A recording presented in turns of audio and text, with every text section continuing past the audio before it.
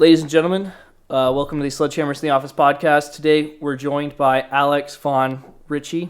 Close enough. How do you actually say it? Von Reiche. And that's from? German. It's German last name, but I'm from South Africa. All right, there we go. What are we drinking tonight? We are drinking a Spindrift. I have literally never heard of these until 2 days ago. Can't say it's like my favorite drink ever, but it's what we had in the fridge, and it's pretty good actually.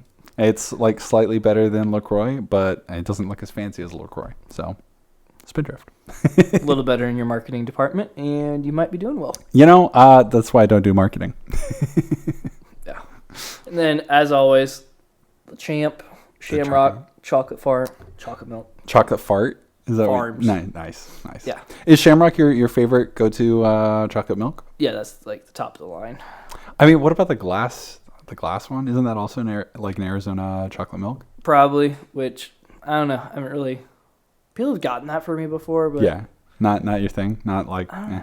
Not going out of my way to get it. That's fair. Yeah, and I'm usually always very specific. It's the whole milk, not the 1%, because. Yeah, you got to get. Give those me gains. all the dirty stuff. All right. So usually we're doing our weekly episode. We've got a couple of the other guys here, but Mason, I believe, is in Vegas having a good time.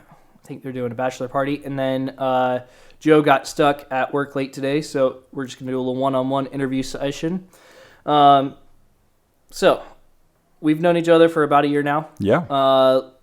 Heard about what you did with the company, and obviously we don't have to name names of where you work, but we'll kind of just use descriptions and go from there.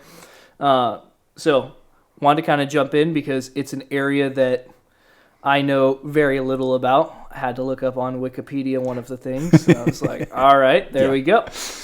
So you are a business intelligence manager for a property management company that specializes in medical buildings, if I understand correctly, or medical offices. Yeah, so it's a REIT. So it's slightly different from property management in terms of it's a company usually that's public.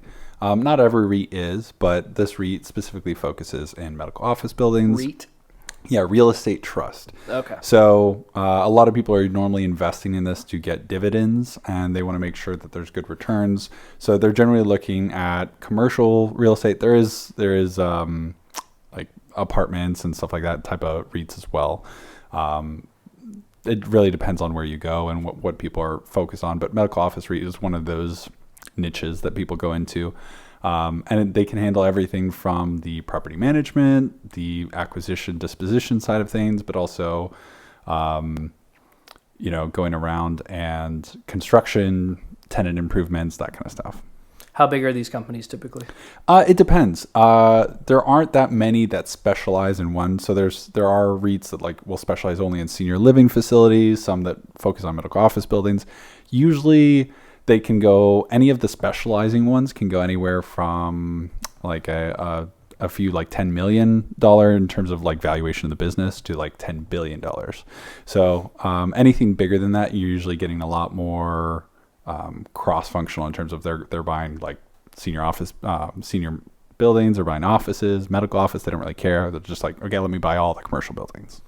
So with those trusts, they own the properties that all these facilities are on? Traditionally, or depending on the business model, some will do like joint ventures. So they'll partner with bigger organizations and say, okay, well, if you front the capital, we'll do the property management. Or if we front the capital, you can do the property management. So there's a lot of joint ventures. Some of them are 50-50, some of them are different. But, some people will partner with like really, really big commercial property owners like Lincoln or CBRE and say, okay, well, like we don't want to handle X factor. We don't want to handle, getting tenants. So if you handle that, we'll take care of the building. But then, and we split the ownership based on how much effort you spend on that. Okay. Yeah. So that brings us back to my question in regards to what does a business intelligence manager do? Sure. I mean, when you hear the word business intelligence, what do you think of from business? Because I know you're not necessarily in the tech world or in the corporate world that much anyway. So what would you, when you just hear business intelligence, what do you think that means? when I heard business intelligence, I literally thought of how smart are you at business? And then for some reason, I decided to, when you had sent over, like, let's talk about business intelligence. Yeah. I was like, like, let me just look it up just to double check myself. And I saw it was something else. And I was like, oh, okay. Yeah. I'm a moron. Well, it's something that's kind of come up in the last like 10 years. It's not necessarily something that's been around for a super long time. Before that, it was kind of like data analytics. And data analytics is one of those things that's like marketing. Like marketing encompasses a lot, and so does data analytics. And business intelligence. Business intelligence is really just using data to make informed business decisions. Because in today's day and age, with technology being where it is, it's so easy to get your hands on all kinds of data. Even if it's like, oh, I'm just collecting a manual list of all the people I'm talking to when I'm showing them houses, or I'm keeping track of all the information about my clients when I do a construction job for them. It doesn't really matter. Or even like looking at your analytics for this podcast. I've seen, okay, here's all the people who are listening to this podcast, and here's how they're getting that information. So just looking at the information is that first step, kind of like the data analytics. But then you're starting to ask like the so what. Okay, so what? Why do I care about this? Then you go a step farther and you say, okay, how do I make this relevant to the business so that they can make good decisions? Because when you're one of these bigger companies, especially with commercial real estate, when you own like 500, 600, 700 buildings, you're not going to know every little detail about each building. Maybe when you own 10, yeah, you can go, okay, I know exactly who the tenants are. I know exactly how much rent I should be going, how much it's going to cost to maintain these each year. But after a while, it gets like no human is good at remembering all of those details. So business intelligence comes in and says, okay, let me aggregate all that data for you, create a dashboard and say, okay, hey, these buildings are doing really well compared to every other building. Maybe you should look into why that is. And these buildings are looking really bad compared to all your other buildings. Maybe you should look at why. And then, maybe you see, oh, shoot, even though it's in a good area, we just have really shitty tenants in. Or, oh, it's in a terrible area, but it's doing really well because of, we fixed it up or something like that. And so basically you point people in a direction of saying, okay, based on the data, we should do X or we should do Y. That's really what business intelligence is. So how much of the direct application do you have to have an understanding of? So it's not that hard to get started.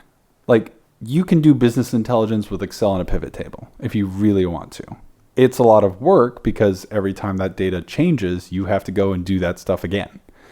With some of the tools that I use, it's half of it is the technical knowledge in terms of knowing what the tool can do and what benefits, how to use it properly. And the other half is understanding my clients, right?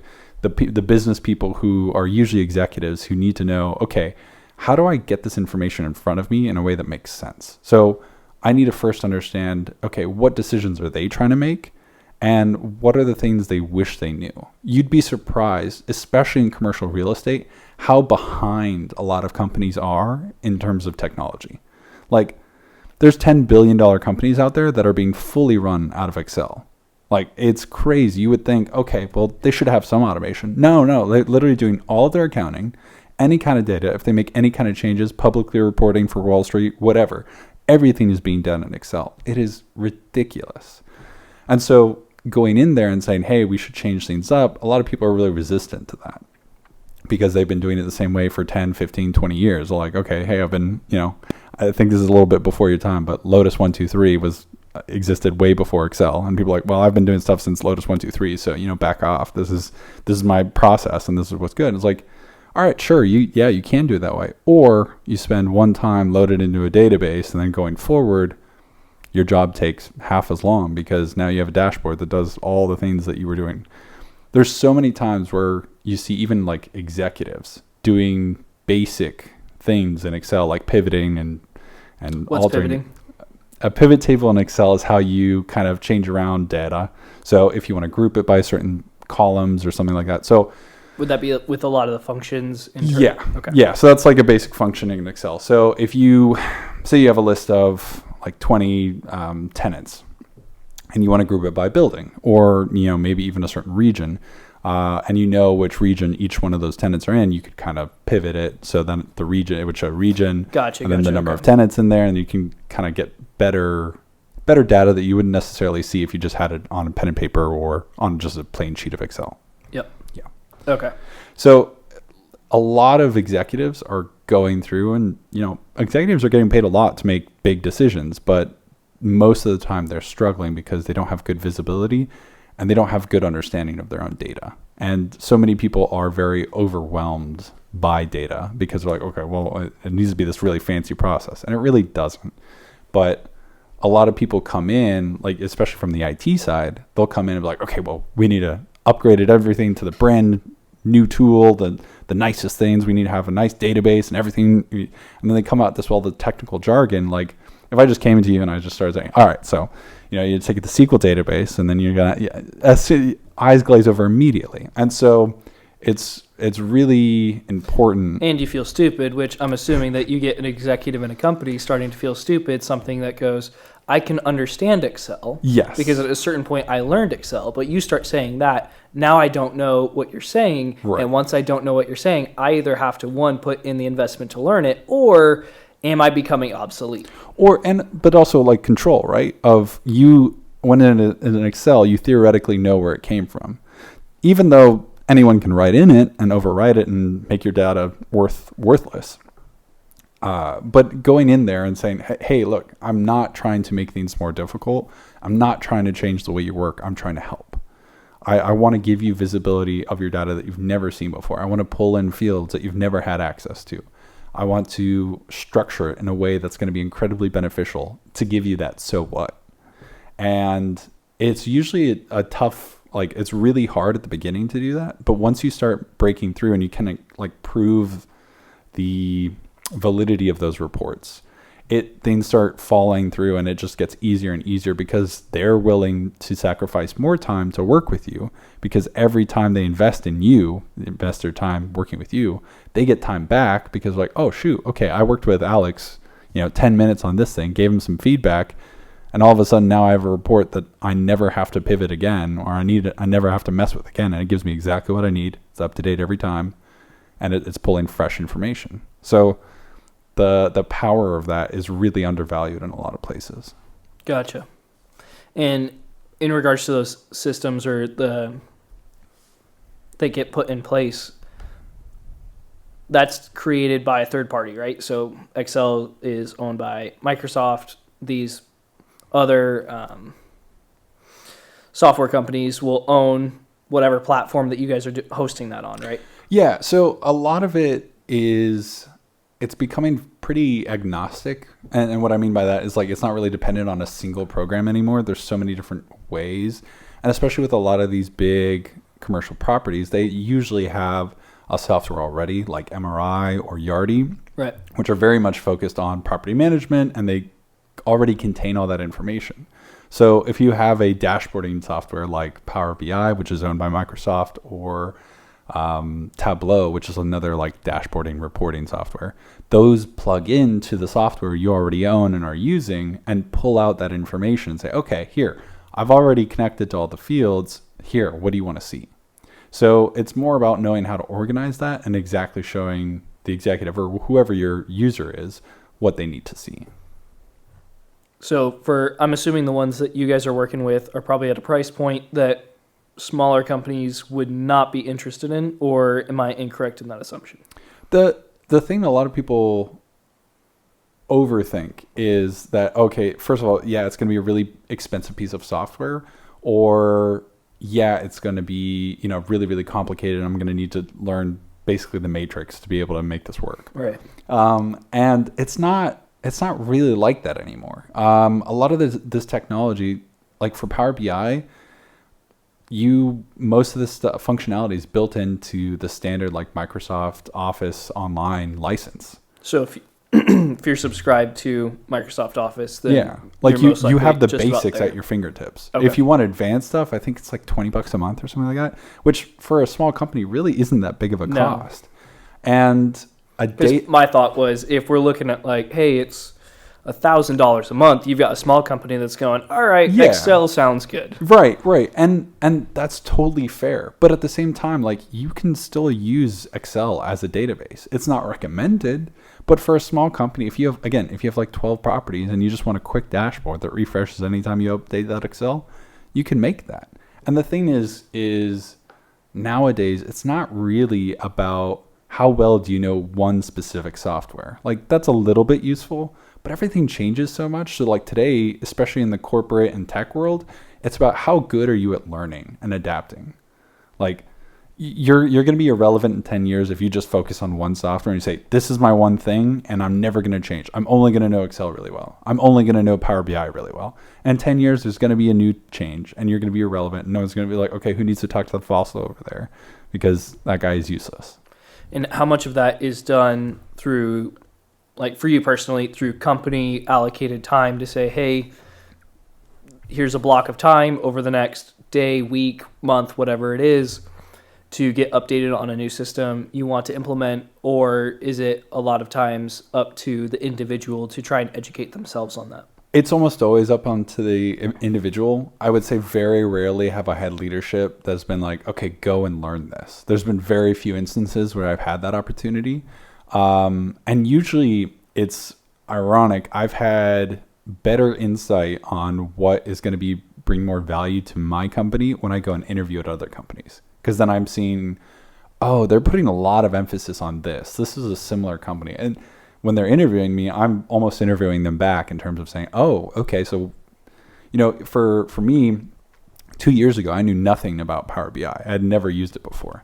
I've never had an official certification for it. I've never gone to like a college class for it. Everything I learned was YouTube and doing it in real life experience and just figuring out, okay, how the hell do I do this? And I started really emphasizing Power BI because when I started applying for other jobs and I was interviewing, I found that every place started mentioning this tool. And I was like, okay, I knew it was around, but I didn't bother putting energy into it because it didn't seem that cool. I was like, okay, well, why do people care about it? And it was only after I started interviewing, there were a couple places that I was talking to, and I was like, they really care about this. Like, the tool's been out for like 3 years. They're looking for people with like 5-6 years of experience. Obviously that doesn't exist, but I was like, okay, obviously there's a really big like push to get people who know this stuff. So it must be a big deal, right? So because of that, I started digging a little bit more and I found out, oh shit, there's some really cool stuff that this can do. And I actually brought that back to my current job. And I was like, okay, I played around with this. I had a little bit of free time. I did some research on my own time and I came back and I built this thing out of Power BI. And they're like, wow, okay. We had no idea you could do something with that. Do more of that. And that like led to an explosive growth in my career because I started doing stuff like that. So it's been really interesting how I've come into new technologies. It's never been like one person coming in and saying, hey, Alex, we want to give you 2 weeks at work paid to just go figure this thing out. It's never been something like that.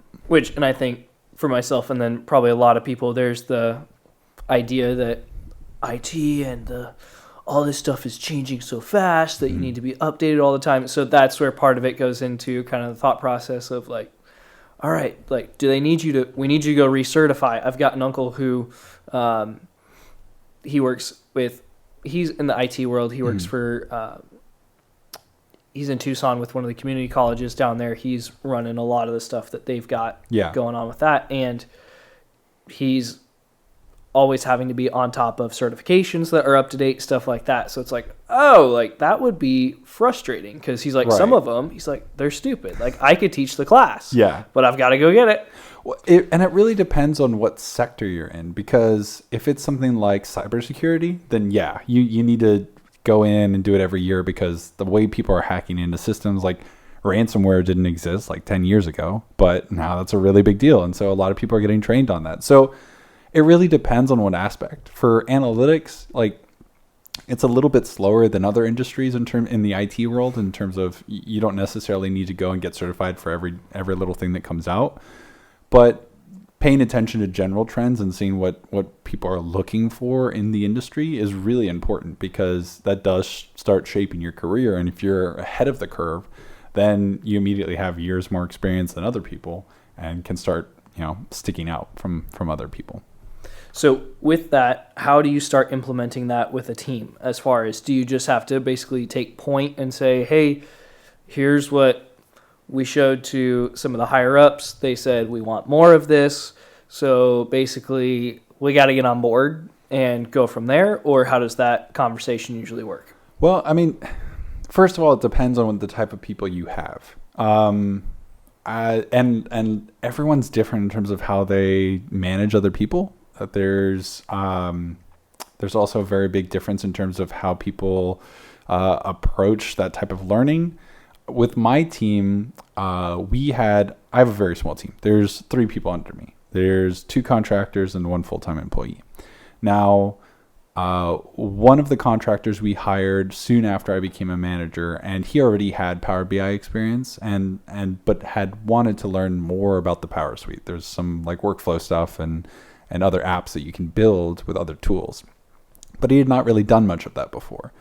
And then we had a SharePoint guy. So SharePoint is like a online list. It's kind of a directory. It's been around for ages, but Microsoft is still refusing to kill it. So it's around. And my SharePoint guy he's been in the industry forever. He's been in IT forever. He's done SharePoint forever. And he had never done any kind of development. But when we had our last guy leave and we hired our new contractor, there were gaps in knowledge, and we needed our SharePoint guy to start learning other technology that at this time wasn't Power BI and that Power Apps in general. And then as we started going, we realized really quick, oh shoot, this tool that we are having him learn isn't the right direction. It's going to take way longer if we have him do everything. But if we have 2 developers learning the same thing, we can go twice as fast. And then they'll be able to help each other and we'll be able to move forward faster. So basically the way we posed it to him is like, hey, this is the direction we want to go. We see tremendous opportunity. If we keep doing this stuff, there's going to be great work. It's going to make it better for everyone. But there's a steep learning curve because it's a brand new tool you've never used. You've been doing something essentially the same way for the last 10 years. And he was amazing about it. He was like, I want to learn. I want to, go and figure it out myself. And he did. And I think as a manager, something that I did to try to help that was give him space. First of all, not make sure that people weren't on his back demanding on other things. And then kind of drawing the line between, okay, this is a priority, or, tell them to buzz off and focus on learning because this is more important. And now that both he and the other contractor have started learning this stuff, they've been going off to the races. They've been helping each other. We've gotten way more done because we were allowed and gave people the breathing room to learn this stuff and execute, and most importantly, fail. Like, it's okay for them to mess up. Like, no one's going to be an expert right as you start, especially on the self-learning process. And he even went out and sought, our employee even went out and sought a learning opportunity. He's like, hey, I found this class. It's free, but it's a full day. Can I go do it? Absolutely. Yes. Why not? And he went and did it. And afterwards, he was doing so much better. He's like, I have such a better understanding. I feel more confident in doing it. And the quality of work that was coming out afterwards was so much higher. Yeah. How much of... So obviously it seems that there's a disconnect in some ways from people who are in the management to obviously what you guys see immediately in front of you, or the tools that are kind of, becoming more prominent in the industry. Mm-hmm. So what demands do you guys see? Is it purely on the, hey, we're looking for this information, you guys then just have to go use the tools that they don't necessarily, they're not fully up to date on, but they're just like, hey, go do whatever you do. We need to know what this is.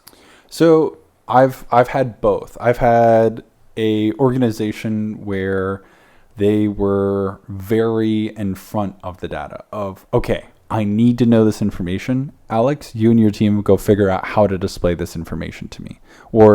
And this is exactly what I need, and I need it tomorrow or 5 minutes from now. Like, go.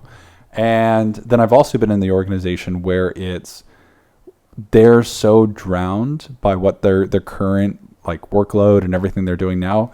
The fact of, if I come near them and I say, hey, like, I'd love to just watch you work, and see what troubles you're experiencing and stuff like that. Most of the times, like, I would love to, but I'm just too busy. I don't even have time to like have you watch me or explain. Like, I'm just so swamped. I'm so overwhelmed. And it's really hard to get in there because you know that you can be helping these people out, but they're so drowning that they can't even give you a second of their time to say, okay, well, this is a big frustration point and this is a big frustration point. Or you're just kind of weird foreign entity to them. They're like, don't come near me. Like, I can't waste time on you, kind of thing. Yeah, gotcha. So with that, you've got 4 people. The amount of tasks that you have, like, there's times where I know we've talked about previously, there's times where it's that go, go, go, like, oh yeah, I need something right now. Let's not wait on that. How soon can we get it? Give me a 1-word answer and go. Right. Is that basically just almost like a continual stream that you guys are dealing with for the most part? Yeah, I mean, IT is really project oriented. It's very similar to construction in terms of like, you can have a lot of jobs lined up and you know that, okay, we need to get this wrapped up so we can start the next job. But if something happens in the first job, then you need to communicate, oh, hey, so-and-so, I know we said we'd start the job in March, but we got pushed back. We're waiting for materials, whatever. We can't actually start until April. Like, the big part of all of that is all 3 of my people do vastly different things. There's only a little bit of overlap between 2 of them. Everyone else does incredibly different sections. And so the work is so varied. So the thing I found to be successful for my team is no matter what, to be extremely good at communicating, of just saying, hey, I'm dying over here. I need some help. Or, hey, I've actually finished my stuff way earlier than usual.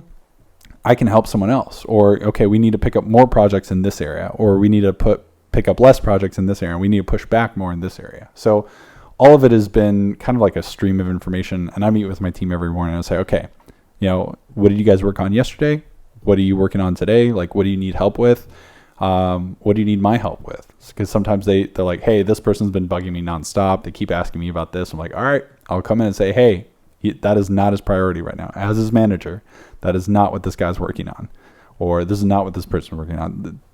They need to focus on something else. And so sometimes as a manager, you kind of need to be that stopgap and say, look, I know that you think that your thing is really important, but in the grand scheme of what the company's trying to do right now, like, we need to focus on something else. I hear you. I know that it's important to you, and we will get to it when we can. But sometimes people don't take that super well. Yeah. How is you mentioned there's a lot of communication in the team. How is the rapport with the team? Is everyone awesome. Pretty tight-knit? Oh, yeah. We've been working with each other for more than a year and a half, and I've known some of these people for going on 3-4 years at this point. They're all really amazing people, really mature, really hardworking individuals, and they'll tell you exactly as it is. So I really appreciate that about my team. So there's kind of a no BS line there in terms of if something's messed up, they won't lie to my face and be like, yeah, I can totally get it done tomorrow.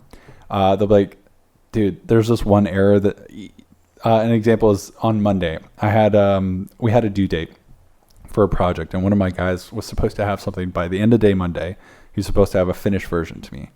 And he contacted me halfway through the day. He's like, dude, I've been working on this all weekend. I've been working on this all morning. I cannot figure it out. So we talked through it. We walked through it together. Even I didn't know how to solve the issue either. I was like, all right, keep doing it. I'm going to communicate to the user, hey, sorry, we're going to have to push it back because it's just not working. And, and then Tuesday came and went. Still wasn't working. Wednesday, and he's like, dude, I've been busting my butt on this so many times. I still don't know why it's not working. And we talked through it a little bit, and then he gets a eureka moment, and then he figures it out. But at the end of the day, he was communicating to me. He was upfront. I really love that my team is willing to say, like, I don't know, or I don't know why this isn't working, or I'm going to find out. And so that's kind of the relationship that we all have. Even I'll say to them, if I don't know, I don't know, I'll go figure it out. Or I'll go ask management, or I'll go Google it if I need to. Whatever I do, if I tell my team something, they know that if I'm saying it, it means that I actually know what I'm talking about. Or if I don't know, I'll be the first one to say, I have no clue. Which I feel like the two big things with that is, one, respect amongst the team. Oh, yeah. And then, two, the competence. Because it's if you've if there's someone who's running a team and they know that they've got a jack wagon who's a part of it, and they're saying, hey, like something's going wrong. Something could be going wrong, but it's a boy who cried wolf scenario. Yeah. Where it's like, hey, like, I don't know what the hell's going on over there, but just get it done. Right. So it's, when I was with the window and door company previously, we had a certain situation like that, and they're doing so much business that they're still drowning. It was crazy. When I was there, it seems like it's only gotten faster, but it seems that in certain situations that pushes a lot of people together. Mm-hmm.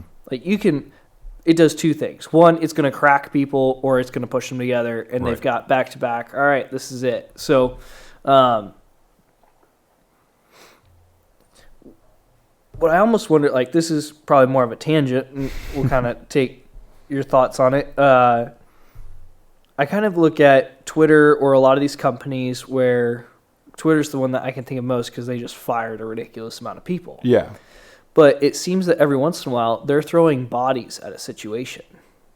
Whereas in some areas, like I mentioned, it's like I've been a part of basically small companies for all of my working career. Yeah. So you start to get used to, hey, if we don't have each other's backs, we're all screwed. Right. So, but then you see some of these areas or people who are talking about, oh yeah, like here's how much time you can get off. Like you can go take like a mental, hiatus, even if it's in the office, whatever that means, and go from there. I don't know. In some ways, I'll kind of just leave that open in terms of you can take that whatever direction you want, but where do we draw the line in terms of, hey, we've got a large volume to deal with, but if we just start throwing people at it, when is that not the solution? In corporate world, it's really interesting. You find that in the projects that, like, especially the big things, right? Like big system implementations, or, you know, there's a big initiative that they're trying to change, and they're trying to change pay structures or whatever. In big organizations, it really comes down to, what is the leadership doing about this?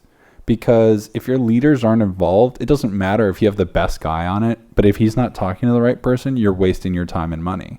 Same thing, like, especially in the IT world, if I have 10 interns, that does not equal one of my Power BI developers, because the level of experience and failure, like, they could be great interns and they could be great at Googling stuff, and I'm sure they'll figure out some of the basics. But have you heard of the 80-20 rule? Yeah. So like, 20% of your time, you get 80% of the work done, and then 20% of the work takes 80% of your time. That last 20% is huge. I thought it was that there's 20% of the people doing 80% of the work. Well, it could apply there too. But that's the thing of, like, you can have really talented developers, but and they can get the basic stuff up quickly, like a lot of people can. But that last polish that really makes the product good, or whatever project you're doing good, that's when you get the true, like, outperformers there. So, when I hear some stuff like Twitter or some of the other tech companies, like, okay, well, we're just hiring a shit ton of developers, that's going to make things worse. It's like, if you're remodeling a bathroom and it's like a tiny bathroom and you hire 10 guys to work on that bathroom, it's not going to be efficient. That bathroom's not going to get done 10 times as fast versus if you just have one really competent person. Which my thing would be more, I feel like, instead of it being like, hey, it's a small bathroom, like, you're not going to be able to fit everyone in there. My thing is more, what happens when you have a huge house project? Sure. Where it's going to be like, hey, this is a 7-figure build. So how do we handle this? Well, we need people. Yeah. So you just start throwing people at it, because that's where my concern comes in. Yeah. Because obviously if there's too many people in a confined area, then it's like, what are we all doing here? Right.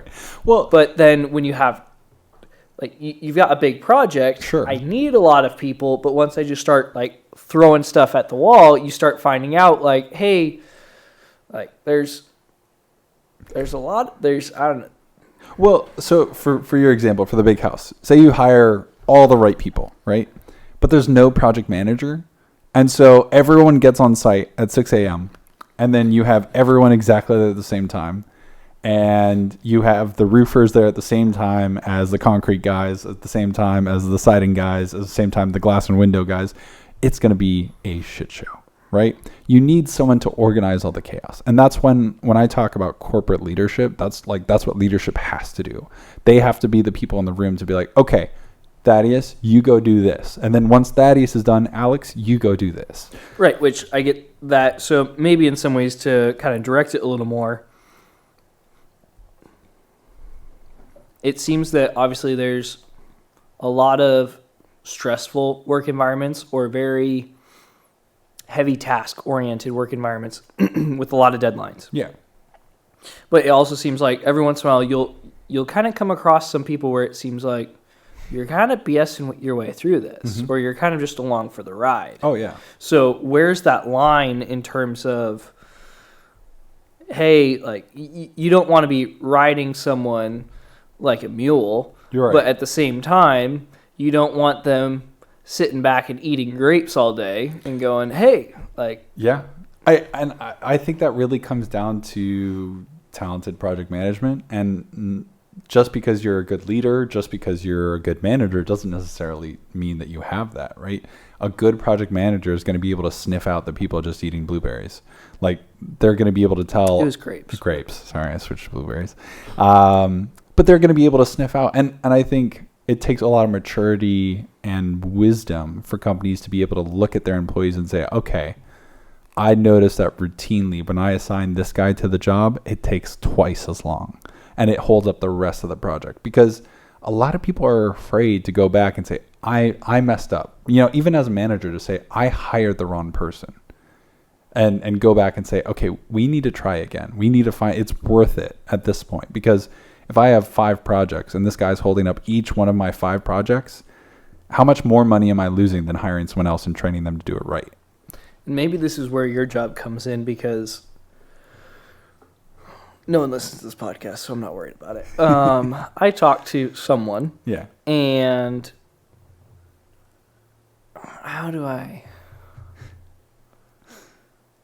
they have a job. Yeah. And they have another job that they're doing on the side. Sure. Which I do that. Yeah. But I have a job that I need to work full time. Mm-hmm. And then on my off hours, I get to go do more work if I want to. Right.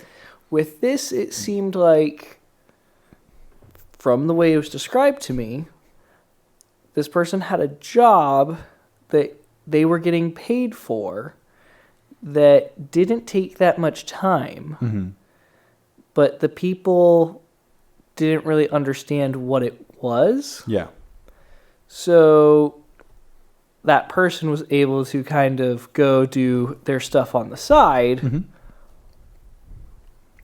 During the time when they should have been doing their main work, technically. Kind of. And for that person, it was like, well, it's basically done. Yeah. Because it just takes like half the time that they expect. There's an entire subreddit on Reddit dedicated to people having multiple jobs, because especially after COVID, everything went remote. Yeah. And especially in the tech industry, if you're doing, say, like you're a senior analyst, they recommend that you go and you apply to 3 junior analyst positions and pretend you have less experience, then automate all of your crap. So then you're working 3 jobs, but then pulling all the income in from 3 jobs. And then they have excuses that you can use to not be a part of meetings. So how to pretend you're looking busy. Like, it's not just any industry. Like, multiple people have figured out how to do this. Of how do I play the system of looking like I'm working 9 hours a day, but not really. And I mean, if you can get away with it, sure, fine. I feel weird about that. I don't think it's ethical. Don't get me right. Like, don't wrong. It's not ethical. But some companies are so big that if you're doing the bare minimum and you know a little bit about what you're doing, you're blowing them away. They're like, oh, this junior analyst is great. He works really fast. He gets all his stuff done on time.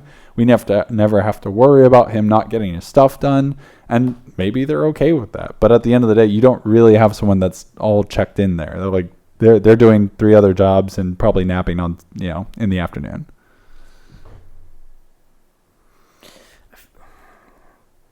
ignorance is a very interesting thing to me Yeah. in the workplace. Like, and it cuts in so many different directions. Right. Because that, like, you see stuff like that and you go, like, if people only knew, like, hey, what actually goes into what you're asking. Right. And that's just, But part of me's like, good for them though. But at the same time, a lot of companies have built out, like, especially when you look at corporate America, and I've worked for really big organizations, like really big telecom, and telecom is almost as bad as government in terms of disorganization, the amount of politics there is involved in terms of, okay, well, if you want to change this, you have to get like 5 approvals, and it's going to take like 5 years to get that approval to make that one tiny change. Versus a smaller company is going to be much more agile in terms of like, oh, hey, get it updated. I don't care how you do it, just get it updated. So for me personally, I found that working at those really big companies with all the politics and all the, yeah, it's really easy. Some people go in and they work 40 years there because they want a laid back job with no stress. They want to get a consistent paycheck, and they know if they meet the bare minimum, they're immediately like, they're set basically. But I put the blame in terms of the organization, in terms of if you're a leader in that organization, you haven't enabled that type of person to work there. So it's all about your company culture and the level that you set. Because you can have a huge company and still be efficient as hell and not have the world. I mean, even Google started realizing recently, oh, we have a ton of people who are just bumming free rides because our organization has gotten so big.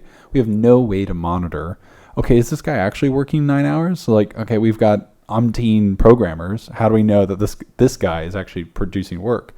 And so when, as things have come through, they've cut back a lot of people, and they've fired a ton of people because it's like, you haven't added anything of value for years.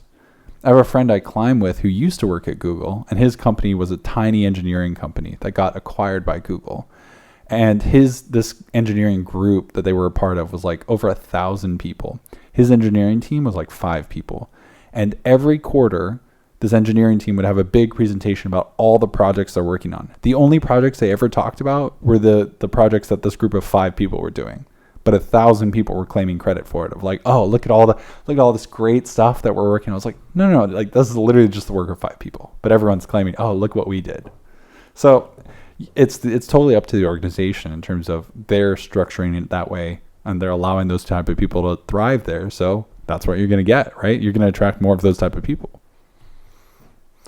Along the lines of your 80-20 rule, there's a saying, and I'm probably going to butcher it, but it goes, out of 100 people in a fight, 70 shouldn't be there. 20 are going to fall quickly. Yeah. 9 are going to do a lot of the hard fighting, and there's going to be 1 that's left to bring everyone home. I like that. That's a good one. So, because that's what I start to think of, like, and that's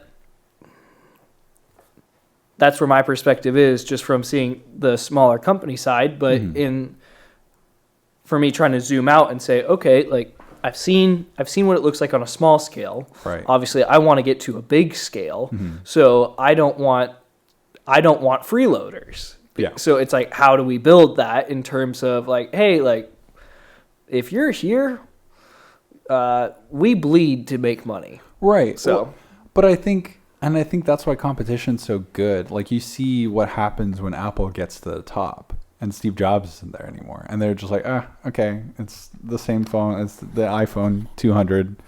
We've now changed the shape a little bit, but you know what I mean in terms of like companies get so big and they get comfortable. It's like you just get so far ahead of the race. You're not the little guy anymore. You don't have to struggle anymore. Everything's easy. So you kick back, you sit, you put your feet up, and then like, okay.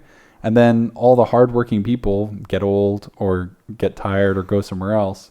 And then all you're left with are the people who are just sitting there like, okay, well, this is comfortable. Let's keep doing this. Which I know something we talked about probably a year ago was burnout. Yeah.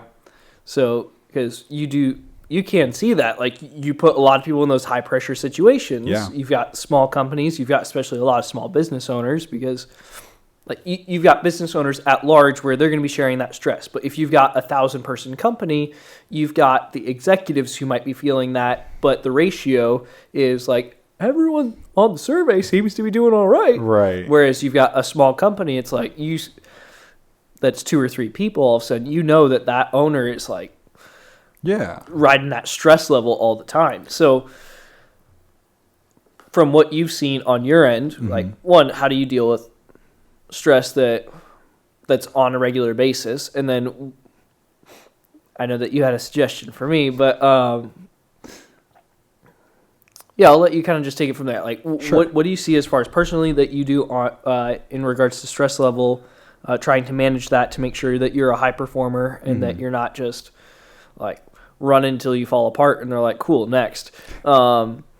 And then how do you recommend that similar processes for other people? I think it took me quite a few years to figure out what works for me, because I tried a lot of different things and I failed at a lot of different things. So early on in my career, I had a lot of dreams of, okay, well, I want to try this. And so I would go down, I was like, okay, let me try video game development. Tried video game development. Wasn't my cup of tea. Okay, well, what if I tried, doing apparel? What if I tried just making my own clothes for a little bit? I did that. It was fun. Not my thing. And the more and more I got on things, I put so many things on my plate at one time that I was like, I literally am getting less than 6 hours of sleep a night. I'm not having a good time. I have no energy for the things that I do enjoy doing. And I'm just pissed off all the time. And I realized, man, I've pulled on all these projects in the hope that one of them takes off, that I'm not doing any of them well. So that's when I realized, okay, I'm really bad at multitasking, and that's okay. That's not my thing. But I'm really good at doing one thing really well. And so I was like, okay, how do I do better at analytics? Okay, what skills do I learn to make me not only just like irreplaceable, but I have to be in the room. Like, people want to include me in the room. Okay, you need to be able to like talk well. You need to be able to talk to people, be easygoing. You need to be able to explain concepts well. You need to be able to actually do the technical work for my position. And then I realized, as soon as I started getting good at that, the amount of time I had to spend in all the other things stopped, because I was like, learning how to get really good at one thing gave me a lot more free time. And then I realized, my best work doesn't necessarily come when I'm on the clock doing the work. My best work comes when I'm taking time off and I'm relaxing, because a thought's going to come to me. I'm like, I should try that, especially when I'm struggling with a big problem. The best thing I can do is take a break, because when I'm struggling with an error or an issue or something's not working the way I want it to, or project's not going the way I want to, if I just sit there and stress about it and keep trying the same thing over and over and over again, I never get a different result. And I'm like, why am I it's been like 3 days, kind of like the app I was talking about with my contractor, where he was like, dude, I cannot get it. I always tell people, take a step back. Don't think about it. Go do something else. Go for a walk. Go do some push-ups. Go do anything else. And then when you're resting or you're doing something else, you'll be like, yeah, obviously, why didn't I try that? And then you'll come back to it. It'll be a completely different problem, and it feels so much easier. Lunch has solved so many problems. Right? Do you know, there's been so many walks for me, or like I'll be climbing at the gym and I was just like, oh my God, like I'm an idiot. That was I should have gotten that right away. But for some other people, they'll just sit there and they'll just hit their head against it over and over and over. Like, why isn't it working? It's like, sometimes you need to take a step back and you'd be like, which I think you need both. Absolutely. Because I feel like we've probably both seen these people where there's some people, I hit an issue. Oh, we got an issue. Like, okay. There's nothing I can do. Yeah. Well, did you try something? Oh, no. Yeah. And then there's other people where it's like, they're just like, I don't know. Like, I'm doing this thing. I do this thing. I do this thing. It's like, dude, like, get out of here. Come back. And then. Well, I mean, I think about it this way. Like, you need to go far enough that you're struggling, but not too far that you break something. Like, in terms of, you could work out 24/7 if you really wanted to. You'd be miserable all the time, and it's not optimal. You still need rest at some point. And if you just rest all the time, then you're just going to get fat. So, just one of one path isn't the answer. But knowing yourself well enough to know, okay, I need to take a step back, and I need to like not think about this, or I need to keep pushing. I know it sucks right now. I know it's not working, but I know I need to push through, and I know myself that I need to push through to get the answer I need. Yeah. Because I feel like, I don't know, my personal opinion is there aren't a lot of people who get to the point where they realize the solution is me to step back, whereas it seems more often than not that, hey, you actually just need to sit with that problem for a while. And that's really, like, when I think of experience, I think it's stupid that a lot of resumes are like, oh, you need 6 years of experience doing this. Because I know people with 2 years of experience of the same tool that are much more talented than someone with 6 years of the experience. Like, years of experience means nothing. If you don't learn from it, or you don't know yourself well enough to know when to step back and when to go in, the older you get, the better you should be getting at that. You use your time well to look back at yourself and say, okay, you know what? I need to push harder here, or I need to take a step back. The sooner you can come to that conclusion, the more successful you're going to be, because it's like, if I think of like speedrunners in video games, right? Like, they know the exact time to press the right button to get this thing and get the silly shortcut and all that kind of stuff. It applies exactly to life in terms of, you need to know exactly when you need to take the step back and when you need to go in hard. Yeah, which I think, like you mentioned earlier, a lot of it does come down to leadership, because I remember arguing with one of the owners of a company, it was the window and door company, and he was talking about how you just need to become the best guy in your area, and that's how you would get to like a leadership position. And I was like, no, I don't think that's right. Yeah. If you've got someone who's even just the second best at what they're doing, but they know how to elevate everyone around them, that's the person you want. Because absolutely. You need the competency inside that job, but the bigger thing on top of that is that you need the person who's going to set the tone and be able to set, hey, here's how we problem solve. Yeah. And it's not just, Alex, go do a job, give me a report. Right. There's also the aspect to, hey, I'm also going to ask you, kind of tell you, here's how I want you to go about doing that. And it's not that micromanaging, press these keystrokes, right? But when you hit a certain obstacle, don't just come back to me. Figure it out, or work at it, and then once it doesn't work out, then come to me. So one of my favorite things that has stuck with me, I heard this Navy SEAL kind of talking about how the SEALs pick leaders within their org, right? And then they're looking at their privates are coming in, and they're saying, okay, how do we pick the best leader for like a big mission, right? And they have this quadrant, so it's like 1, 2, 3, 4. In the bottom left, it's people who aren't high performing, but they're really nice. Like they're like terrible at performance. They're at the very bottom, but they're super friendly. And then all the way at the opposite end, you have the high performance, the best of the best. They can do anything, but they're also really high on the asshole meter in terms of like they're really difficult to get along with. They like almost fight with almost every person they talk to, all that kind of stuff. Then the SEALs took a look at this and they started examining the people within these ranges of, okay, you know, how competent they are at their job and how easy are they to get along with. And they realized that their best leaders that they had weren't the best at their job. They were slightly worse than the best, maybe the third best, maybe the fourth best, maybe even the fifth best. But they were really easy to get along with. They were really good at bringing up the people around them, and they understood the value of the people around them. Those were the people who became leaders of the squads and became most successful. Not the guy who was in there just raging at everyone saying like, oh, look at me, I'm the best. Y'all never going to be as good as me. Like, it was the guy who was third, fourth, or even fifth best, but he's still good at his job, but good enough to know the value of the people around him. Yeah, and I think for that, the easy application everyone is you need to be able to trust your leaders. Oh yeah. If there's someone who's the CEO of a company or the top leader, if they've got people below them in leadership, it's to say, hey, examine your leaders. If they're not trusted by their teams, if you feel like you can't trust them, they've got to go. Right. That's number one. But on top of that too, I think with the Navy SEAL example is to say they have something all in common with buds that says, here's the minimum threshold. Yeah, exactly. That we got to get to. So obviously, once you pass that, okay, cool. Who's the tip of the spear? Right.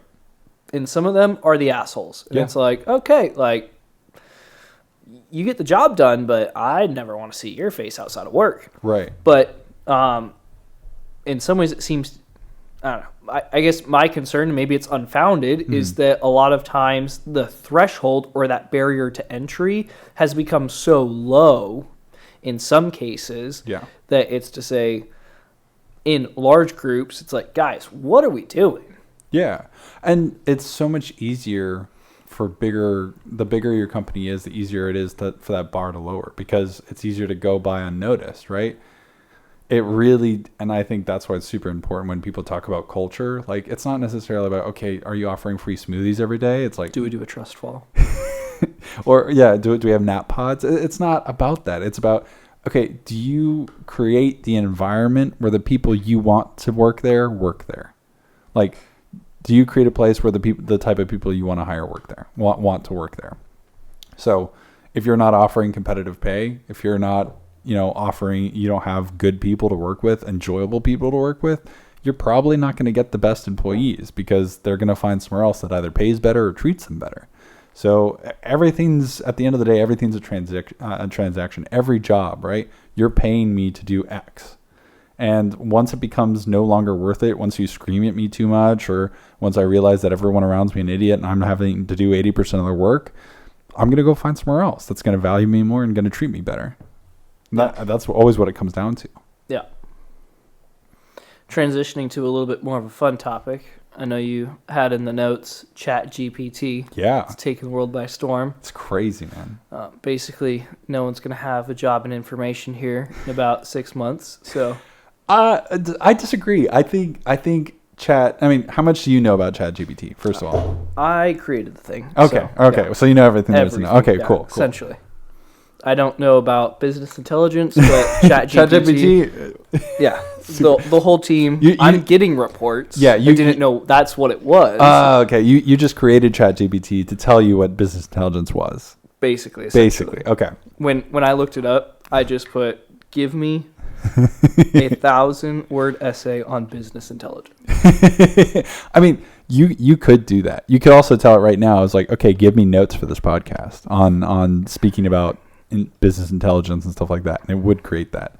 The thing about AI and machine learning and all these buzzwords that people are spitting out right now is we're getting to a point now where we have the hardware capabilities of computers to finally keep up with the level of data that we're feeding it. So we've been collecting data like on computers since the 70s, but a big limitation for a lot of this is the speed of accessing that data and the speed of processing that data. Like, I don't know if you remember in the 90s, like booting up your computer was like a 5-minute affair. Connecting to the internet, if someone's on the phone, way longer. If you didn't do it right with Internet Explorer, you clicked it too many times, you've got 11 browsers open. Yeah. You're stuck there for that maneuver is going to cost you like 50 years. Yep.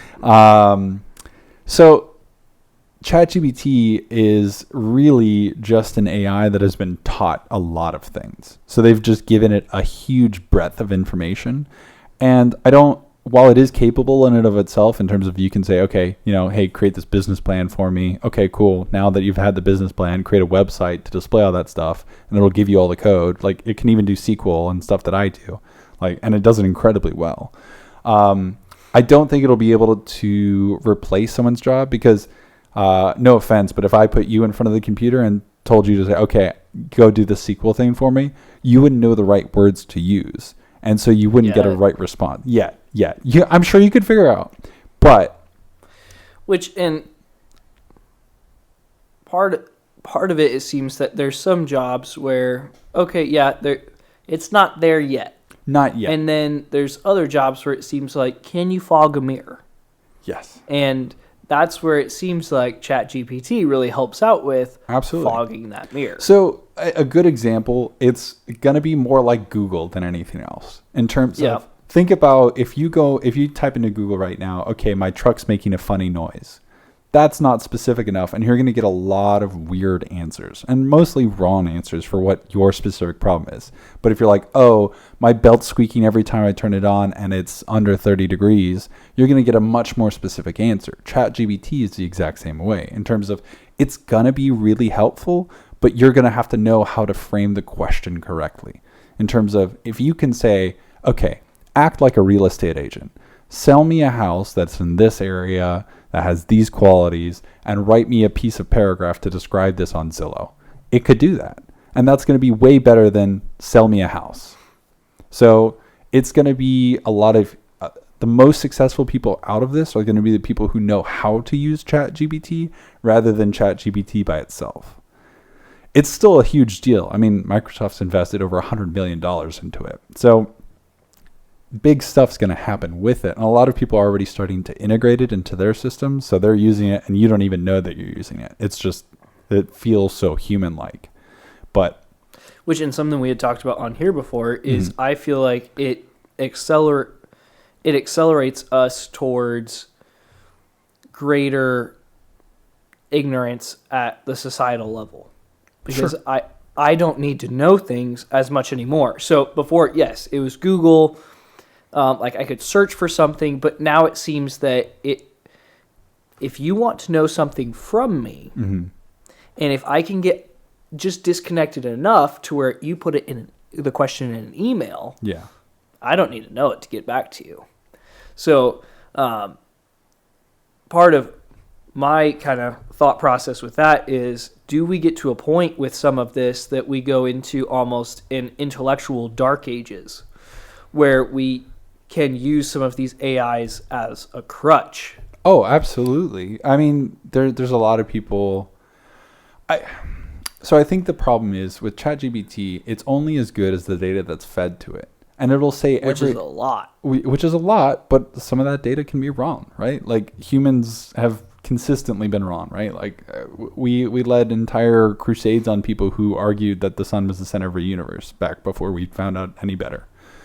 There's a lot of times where even ChatGPT is going to be fed the wrong answer and you're going to type it in and it's going to be the wrong answer, but it's going to be so confident that you're going to be like, oh yeah, sounds good. So something I've noticed is, yeah, technically it gives the right answer, but without context, it's not going to go anywhere. So the successful people are not going to be the people who just use it as a crutch. It's going to be the people who use it alongside with their knowledge. Right. But there are going to be people who, kids in high school are already using ChatGPT to write their papers for them. My dad is a professor at GCC, and he typed in some criteria into ChatGPT, and he's like, after reading it, he's like, I think I've seen this paper before. It's crazy. No, it's totally, it's so capable, and there's going to be a lot of students and people who are going to use it as a crutch, but ultimately it's going to hurt them. It's if you use it as a replacement, then you're not using this at all, and this is going to be like, okay, I don't need to do anything. So and there's no way to stop it. So I don't want to in any way argue for, hey, we need to go back to an abacus and an encyclopedia. But at the same time, it does seem like, all right, I was having a conversation with my dad about it in terms of, I think the higher education system is going to have a real conversation about what is learning and what are we doing at these higher education centers.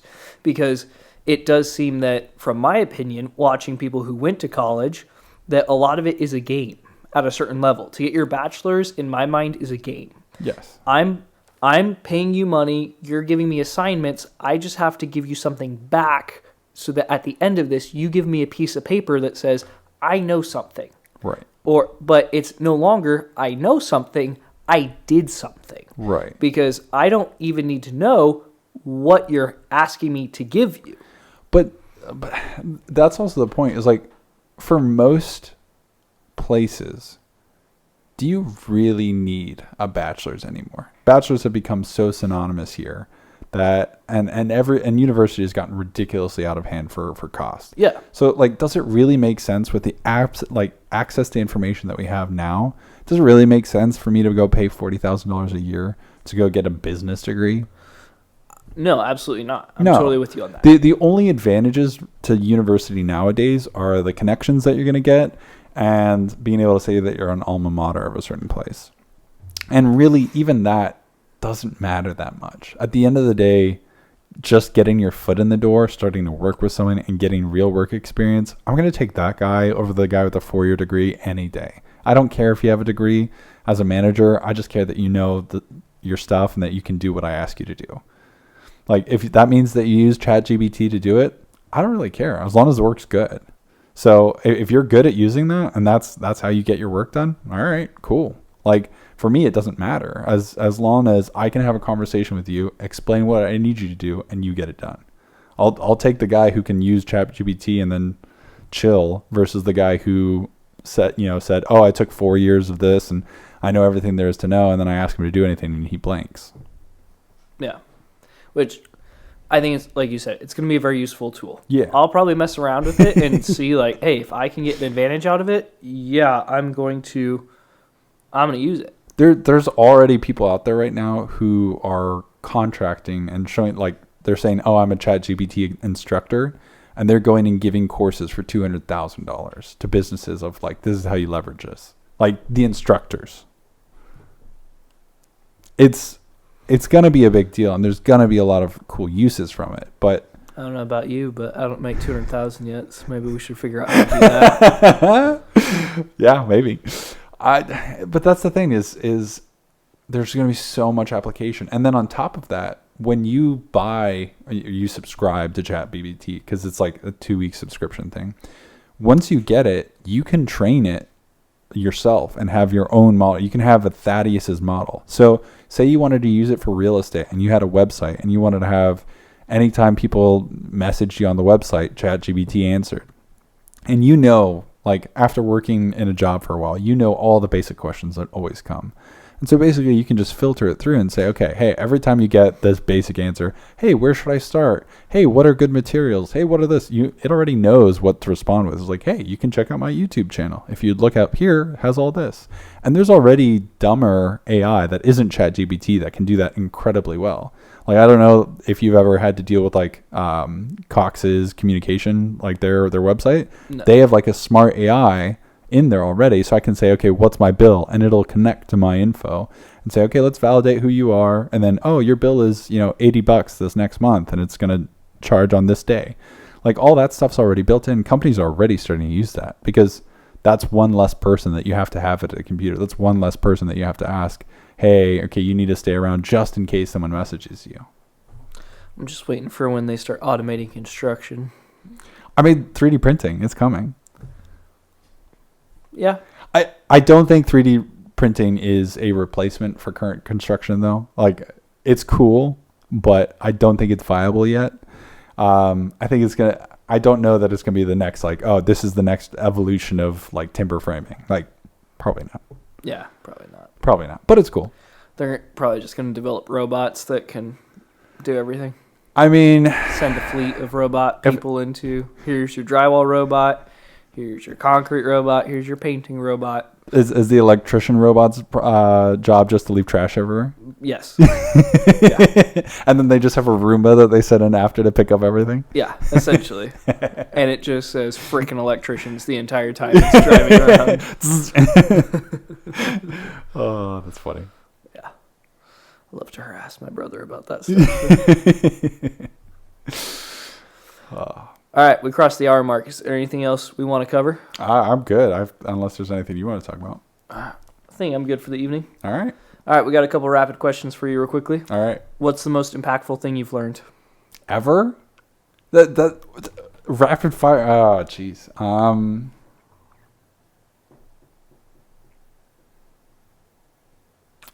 My dad's advice of, if you can, learn from other people's mistakes. It's a lot less painful to learn it yourself. What's your favorite movie? Oh, jeez.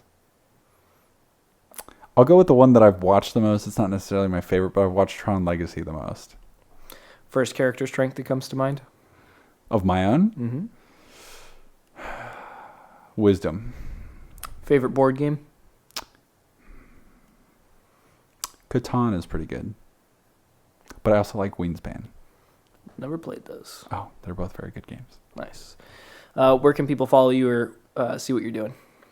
Let's do something is my user on Instagram, but it's SUM thing. So yeah, gotcha. Add me, follow me. I don't like post ever, but if you want to talk to me about analytics or ChatGPT or anything, feel free to DM me. Yeah. And he might just respond with the ChatGPT answer. Yeah, actually, my DM bot and Instagram, it's already set up. Yeah. All right, you can find what I'm doing in real estate at Thad AZ Realty. What we're doing in construction at SITO_building. We've been saying it for a while, but we're actually trying to get that going for February with extra content for YouTube in regards to construction stuff. We're talking with Mason about getting stuff going for real estate, so that should be on the horizon. We've got life going on, and yeah. So until next time, I hope your hammer stays accurate, your Wi-Fi fast, and you work blessed. See everybody. All right, see ya.